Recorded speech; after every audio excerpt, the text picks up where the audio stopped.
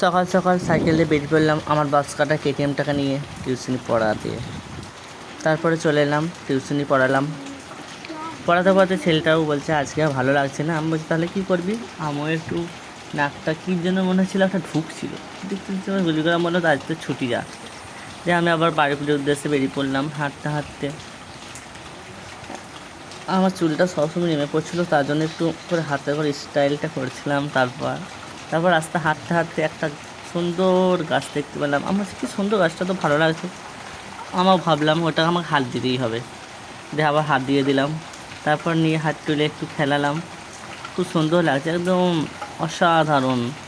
আর দেখতে পাচ্ছ এত সুন্দর লাগছে। আমি আবার স্লো মোশনের মতো একটা ভিডিও করে নিলাম টপ টপ। তারপর আবার একটা গাছ দেখতে পেলাম। এটা কী গাছ জানি না, তোমরা যদি জেনে থাকো তাহলে কমেন্টে বলতে থাকো। এই দেখো আমি পুরোটাই দেখাইছি তোমার গাছটা। তারপর ঘর চলে এলাম, সেলাই মেশিনটা নিয়ে বসে বললাম একবার। কী করবো ভাবছিলাম, তার চেয়ে একবার ভাবি সেলাই মেশিনটাকে দেখছি একটু কিছু সেলাই ফেলাই করলে যদি কোনো কাজটা আমার এগিয়ে যায়, তার চেয়ে